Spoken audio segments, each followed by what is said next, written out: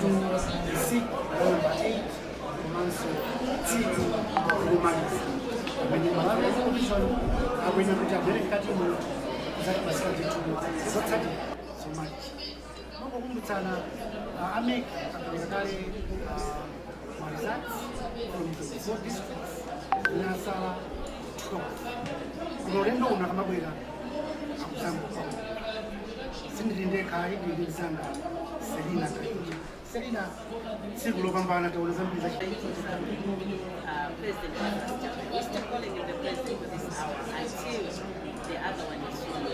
So the president, or we may say the outgoing president, Lazarus Chakwera, conceding defeat around lunch hour.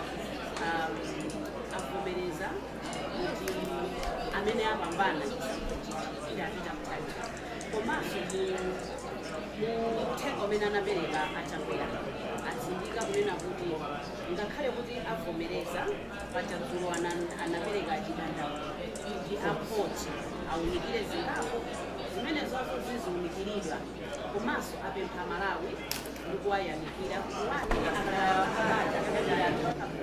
nthawi ya chisankho masiku sewa atakhala tikudikira zotsatira za chisankho apitirize kukhala bata komanso chinanso chimene anayankhula ndikoyamikira kuti iwowo ali wokhutira ndi ntchito imene apanga MEC chairperson Justice Now, but it I said, Mutharika has got a cool head and steady hands. Yes. Komanso taonanso Vice President naikomusita kumasombe also abanga congratulate Peter Mutharika komanso kubanga congratulate my Justice General, the incoming Vice President of the country, and then also abanga indirectly he has also considered the also sana chite bwino but supplementary amene achita bwino ya Mutharika koma abanga supplement iwo ndokonzeka kugira na mushika chinanso chimene anayankhula muna mukubwerera mbuyo pang'ono chimene anayankhula Chakwera kuchonena kuti apempha Malawi kuti Mutharika awapase support imene anapasa iwo topereka chinthu kwambiri mchinga wolumikizira Malawi kuti ngakhayo agonja ngakhale kuti wamapikisana ungipikisana koma wawina ndikuti umodzi support imene anapatsidwa zaka 5 kuchoka kwa Malawi kaya ndi mabungwe kaya ndi ati apitirize support imene wapasa Mutharika for Mutharika nyambani ndaona kitu kuti National Education Limited inapoja tina ndizitini nyambani sasa nene kuti kwambida 3 days ago kulaja kakafunzisana osangala kuti apita Mutharika ndipo masana mene amayankhula Chakwera ndekuti ali live anthu aja amva kuti Chakwera ajatu avomereza kufuzi poyamba kunalibe mantha anthu amakhala ndi mantha onena kuti kukhala ngati ndi court case iyi mwina Chakwera savomera ndakakhala kuti savomera pakhala kukokana even mukumbukira kuti mabanki anazalengeza kuti lero aliyense 12 masana ikamakona 12 koloko aweruke kunoko kumene tili mmene timadusa mu city center mmene mati 12 o'clock mlali ndipiti wa magalimoto anthu akuweruka chifukwa they were not sure nyumba because they were not sure kuti Chakwera avomera kapena savomereza akavomera chitachitike ndi chani mwina masapota MCP apanga ziwawa kuti ifeyo zimene zozo sitikutani sitikuvomera nawo ede ndiye chinthu amene Chakwera amavomereza ku Blantyre kuti anthu ayamba kuyenda kupita kunyambadwe kumene kuli Peter Mutharika ali ndi nyumba kunyambadwe kumene koko komanso tinaona soti asilikali afika kale kumene koko kuthandizira chitetezo achulukapo kunali akuluakulu DPP kunyumba kumeneko atola nkhani mkati ndithu kuti tiyaonetsa Malawi kuti chikuchitika ndi chani koma all in all kuli ma celebrations. That's what I can say. How would you describe security today at the Tally Center? There is tight security. Nthawi zonse takhala tikukhala kuno Nchindi kuyambira Monday tingoti kuyambira Saturday mmene timakhala kuti tikulongeza zinthu kuti tizakhala pate kunali security masiku osewa koma kuyambira lero kungoti kuyambira dzulo paja timayembekezera kuti mwina akwangula dzulo security is very tight masanawa tinakaenda chakuntunda uko kuchoka munomo mubingo mu National Talent Center ndaona kuti magalimoto asilikali akuzungulira ukafika ku Capitol Hill nsewu akuzungulira ndi to presidential way achinga nthawi ina yake ma supporter a DPP amapanga match kuti mwina abwere ku BICC kuno chakumasana nangasi amayenera olengeza thukoloko ya masana liroli koma ndithu asilikali anachingira komwe kuja nsewu pa roundabout ya pa parliament ija panopa nsewu oti kupita wanyewani atchula kuti Saulos Chilima Street anachingira kumene kuja kuti sana yandikire ndi kuno ndipo kunoko mmene kulili munthu sangafike wambaye ndikukumbukiranso masana mmene achakwera amalengeza kuti ine ndagonja muchipinda muno muli anthu azipani zosiyana-siyana ma monitors amene akhala kuonkhetsera ndikumaziuza zipani kuti zinthu zikuyenda bwanji amene ali osapota chipani cha DPP anadzuka ndithu kusangalala mmene munthu aliyense angayembekezere kuti candidate wawo watani wapambana ndipo mmodzi mwa anthu amene wawa anadzapezeka kuti watenga skafu ya DPP kuivala asecurity anamuuza pompo kuti izizi muchotse mukachotsa inunso mwaweruka munomo sitifuna za ndale so there is tight security here. Komanso Selina, is it not interesting that tikabwera mbuyo pang'ono zimaoneka ngati kuti otsatira chipani cha DPP they did not want Honorable Mutalimanja anywhere near these elections. Koma kufika mmene takavota ndi mazatsi akupitira chitsogolo zikuoneka kuti anthu achipani cha DPP ayamba kitu kumpanga embrace justice kwambiri zimene zozo ndizoona mbuyo munadzanenaponso kunena kuti ngati pali chipani chimene chinampasa tough time Justice Annabel Mtalimanja ndi a DPP sininganene kuti opposition as a whole yes at some point they were working as a block but at some point ena anadzamba dokhala ngati akuzisiya koma nachipani cha DPP chimene chichi ndiye chinayesetsa kunena kuti na Mai Mtalimanja achoke iwowo muma arguments awo amanena kuti she's entangled because she amatchula zoti one of her parents is MCP we may not mention that here because we don't want we can't substantiate that. Yes, we can't, but anampasa tough time nena kuti uyuyu ifeyo mene tikuonera sanga indese chisankho bwino uyuyu adzakondera chipani china chake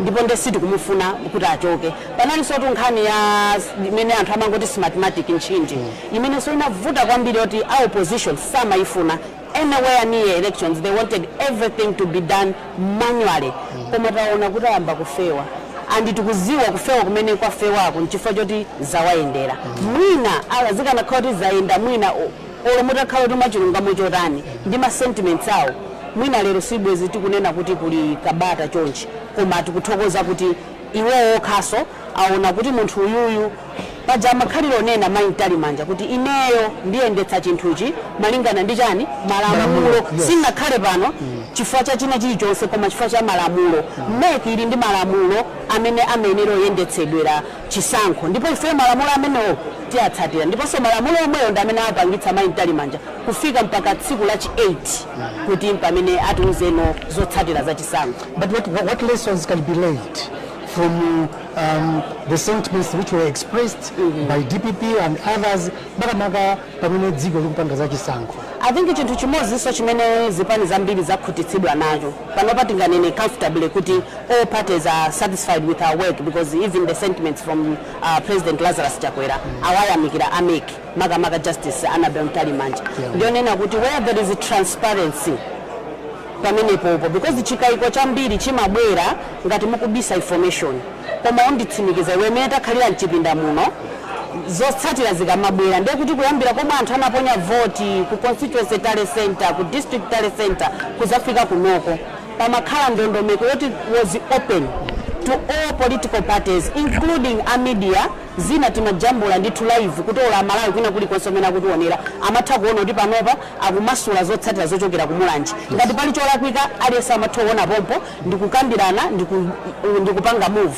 so transparency is very very important for credibility ya institution even credibility ya muntu as an individual so I have noted that throughout this process Malawi Electoral Commission has been at some point we are saying they were overly transparent, that even a small mistake, even a small mistake kuti katoni jabura pena bage bakanga dibajeka amenoti abobo branch ameke they had to explain if there was need to call kumene zintuzo zachogera amaimba a presiding officer kumene koko katoni ukanga dipena bage yajeka mbali china chitika ndi chani. So transparency I think ndimene yapangisa so anthu onse including my observers amene anali kuno local and international anena kuti there was transparency and that is what has given MEC credibility. Just going back to address President Lazarus Chakwera. Yes. Conceding defeat. What is your interpretation? Maka tikayangana kuti chisankho chitangoponya results atamba kudziwika panali ma press conference atatu then tinamva za ku court kuzakanapita kukatenga chiletso kena kwa Chakwera kubera kunena kuti ndachita concede defeat. Ine ndikuona ngati chinthu chachikulu chimene Chakwera alichitira dziko la Malawi the last day of his candidacy as presidency is conceding defeat. One, it has brought calm. Yes. And sana sire pompo ndaona ntaina yake a running mate awo avitumbiko amene anali so very vocal kunena kuti first tirola masanano anapita ku head office ya MCP kukayankhula fomwe kosoka unjikana anthu amene amayembekezera kuti mwina ayankhulidwa kapena zikhala bwanji awayankhula ma followers a MCP kunena kuti tonse timvetsere mawu amene anena ndani a president avomereza tiye tisunge bata tisapange ziwawa tikhale anthu amtendere ndipo anthu okhala ngati awamve fota amayankha ndithu mukundimvetsa zomwe ndiyankhulazi ayankha kuti ndinganene kuti conceding defeat takhala tikunena kuti chinthu chimene chingabwerese mpungwepungwe ndingati mmodzi wa makandidate makamaka the top 2 asakulolera kuti ineyo sindikuvomera koma mmodzi wa uyuyo akavomera makamaka amene akutsalira kapena timnene kuti amene walephera nga akavomereza pamakhala mtendere ndingane kuti kumalawi kunoko chimene atichitira chinthu choposesesa ndikuvomereza kuti atani agonja zabweresa mtendere china chilichonse hinges on stability of a country, the peace, the calm that we've been talking about ever since this process started.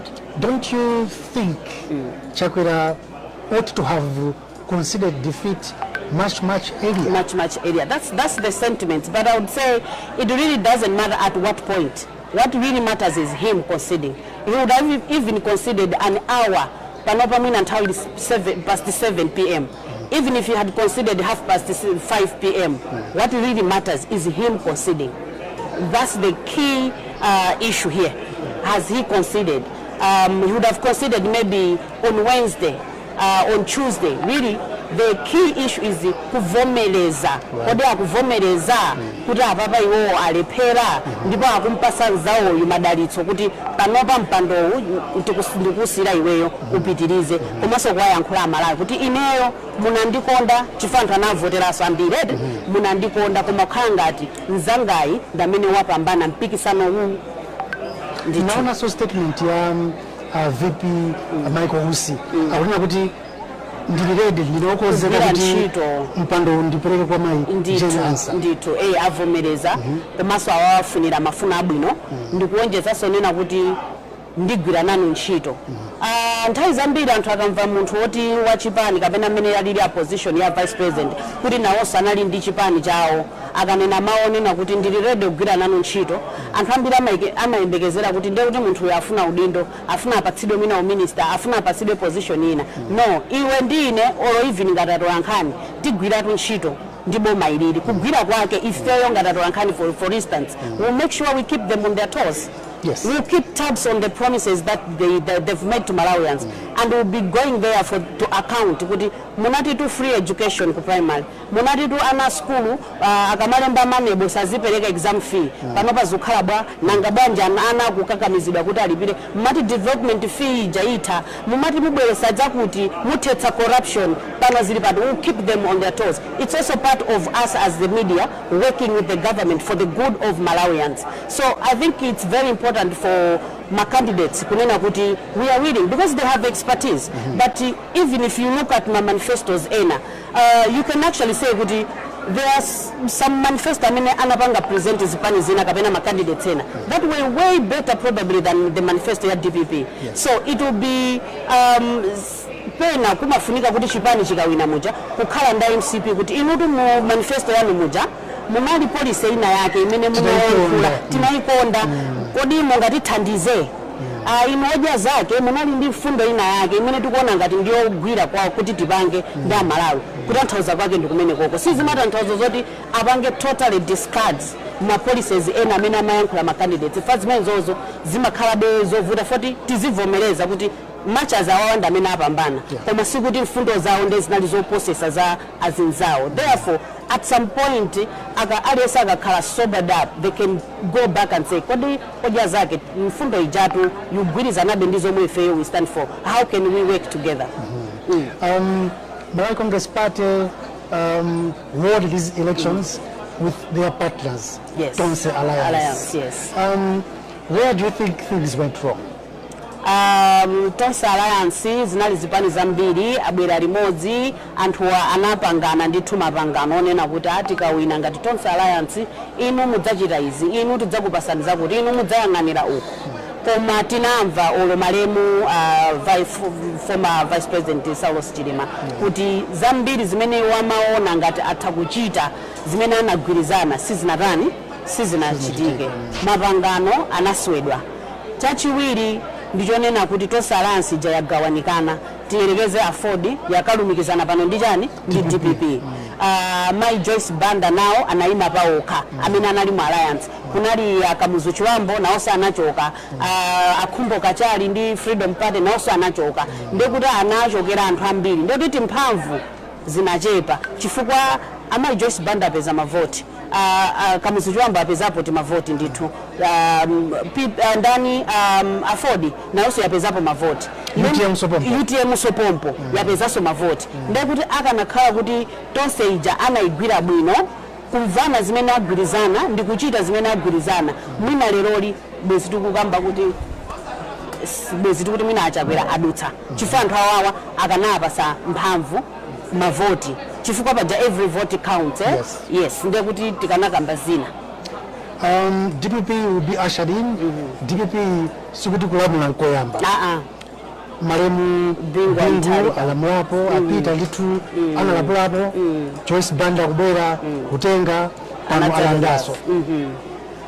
Ukuona ngati strength ya chipani cha DPP lies where, and as they govern makamaka akhala kupanga zithu ziti. Chimene DPP mwina imaonekera be kuti sidathebe ndikuona ngati there is loyalty amongst their supporters. They have a base, they have loyal followers. Oti ena ndithu timaona ngati kuti amene achokera mboma paja chikhalidwe cha ndale za kwathu kuno, akachoka mboma umva ndalo wa chipani chimene chikulamula, amene ofuna tidye nawo amenewe ndachoka mchipani ndakajoina kwina. Koma ambiri anatsalabe momwemo, oti anatsala momwemo. Andi tibwereze kunena kuti I think anthu ena ambiri akambapo kale kunena kuti voti iyi a DPP asaitenge ngati kuti anthu avotera kwambiri iwowo chifukwa ndi ndabwino kwambiri and Malawi akukhulupirira kuti asintha zinthu. Iyi ndija ma experts amanena kuti it's a protest vote. Amalawi anatopa ndi china chake. They really didn't care who comes in. They just wanted this government to go. Yes. But at DPP, how they handle themselves from today after my announcement going forward will matter whether 2030 will still be here, will come back here and tell people kuti achita retain position yao sana budubuzidwe. Koma nkhani yaikulu ndionena kuti iwo umene amachotsedwa 2019 tikupanga chisankho chobwereza inali nkhani ya corruption. Zinthu zofunikira zimene Amalawi amakhala kukamba corruption. Tikumapita chipatala ife tikapita mene kujaolo panadu amene amati tikagulende tibe ndalama chifukwa kuti wina wake wadya ndalama. Ma issues ndambiri pano we are dealing with the issues of forex, issue ya mafuta kulibe eti azipanga handle branch. So going forward, these are the key areas that DPP needs to look into if they are to retain in 2030. Malawi Electoral Commission muna gwira ntchito yawo unakamba kuti ndithu ayamikira makamaka the commission, the chairperson, kuma tikaona the glitches in terms of network, zikumveka sokuti staff monitors sanalipidwe ndikona ngati ameke ali ndi mbali zina zokuti akonze ndizoona nkhani ya network inavuta ndimene so khangati yachedwetsa so kwambiri zinthu chifukwa mukumbukire timayuza mina makina awawa koyamba ndi anthu ambiri kuti awaloweze kuti titobwanye pati tipange chani zimavuta that also delayed the whole process, right? Koma apart from that zinaonesa kuti mina kukonzekera inde anakonzekera koma sana konzereketsetse ifo choti anthu ena machine aja amagwira mwina pa 14 pa 16 tukavota just 2 days before. So going forward MEC chimene angakonze ndikuyesesa kuti staff imene izikapanga manage chisankho yiphunzitsidwe nthawi yabwino ngati pali kupanga timati refresher awapangiseso kapena tinene kuti revision ngati yankalasi joti mwalemba test ndesi munakhoze ndaphunzitsa mabwera kuti mfunso lija mmene loyankhe motere awapangiseso kuti likamafika nthawi ya chisankho pasamaza khale glitches because amene ali a director ICT ku MEC anazanena nthawi nake kunena kuti koma ifeyo tikamayankhula ndi anthu athu akamadandaula kuti network zambiri zimene tapeza kuti si network koma munthuyo akukanika kupanga 100 machine sakudzoza kuti agwire pati ndeti kaauza panga chonche amapezeka kuti atani atha which means kuti maybe the training wasn't adequate so they need to spend more time going forward training people nkhani ya welfare nayonso inavuta mundikhulupirira nthawi ya chisankho amakhala ndi staff yambiri ina yongobwerekeraso yambiri nde maybe my processes of appointment zinavutabe. How can they solve that? Maybe apeze ma system onena kuti by the time anthu akufika mwe kuja ali ndi ma allowances zawo zinthu zili mmalo mwake. As the MCP is exiting, do you think they will easily regroup and bounce back in 2030? They can. Chinthu choyamba chimene you can't take away from MCP ndichonena kuti they have structures in place. All right? They have structures. I think to this day, maybe it's a party that has a proper head office that you can point at. Zipani zina literally ndizonena kuti office amapangisa renti amatani and they've been in opposition for over 30 years before the 2020 elections. I think they can regroup, but what they need is to start internally reflecting. Muchipani momuja mukutuluka nkhani zonena kuti analipo ena amene amalepheretsa kuti ntchito kaya kampeni kaya chipani kayokoka yokopa anthu ichitike bwino bofuna apange reflect pali wina mwina anapasidwa udindo kuti sakuyenera kuti apatsidwe. What do they do with those people? Kumakhala convention, how do they restructure themselves to take going forward 2030 they are ready because they can bounce back. They can bounce back, but it will depend within chipani chija azikonza bwanji chifama sentiments amene iwe nchindu ndisimikiza tawamva ambiri and maina kumachulidwa ngoti pano pa sitting ngachulidwa akuchulidwa kuti wakuti uja amene la atere sadatere wakuti uja amene la apange ichi sana chite pamene popo even ena amchipani cha MCP akuvomereza kuti taluza pachione chifwa siti napange bwino chija icho ndi icho siti nakonze bwino nde it's easy as long as there is no grade chifukwa jatimanena kuti within the party panopa ena ayambakali kutuluka chipani cha MCP nda join a DPP maona ndeba kakhala kuti anthu they are still loyal to the party they can bounce back, regroup themselves and yeah they can put up a fight come 2030. In terms of the void votes timakambaso vanakuna kuti ukangati mavoti oonongeka akumapeseka ochuluka. Where are we getting it wrong? Ndikuona ngati civic education ija ikumachepaso 1 2 ulembe uno achulukaso kwambiri facho kuti mwina njira zina zovotera zinali koyamba kuzigwiritsa ntchito komanso tizidziwa in the context of Malawi illiteracy levels that coming illiteracy levels are very low so anthu ambiri kuti amve zimavota. Chabwino Serena ndakuthokoza kwambiri. Pano 22 we are streaming live from the National Talent Center in Lilongwe. Pano 22 akulu ku Malawi Electoral Commission akulowa mkatimu kuti ayankhule nkhani yayikulu to declare the winner. Kodi chisankho chimenechi wawina ndani? Zikuonekera kuti ndi a Peter Mutharika koma bachita asira MEC. Zimenezi ayankhule okha, mukhale pomwepo.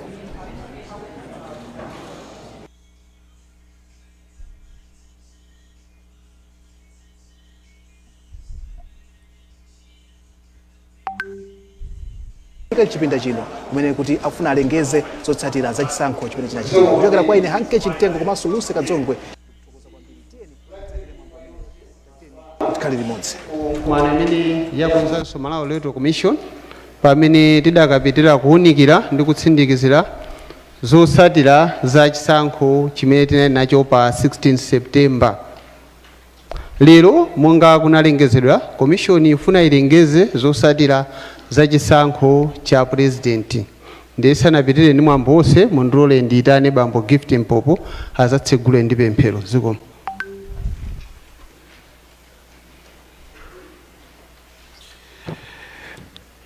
Titseke maso tipemphere.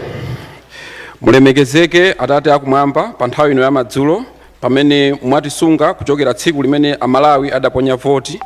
Tikupemphani kuti pa nthawi ino pamene takhala pasi kufuna kutsitsa kuti timve zotsatira za yemwe akhale mtsogoleri wa dziko la Malawi kuti mutidalitse kuti pa zonse zimene zidzachitike muno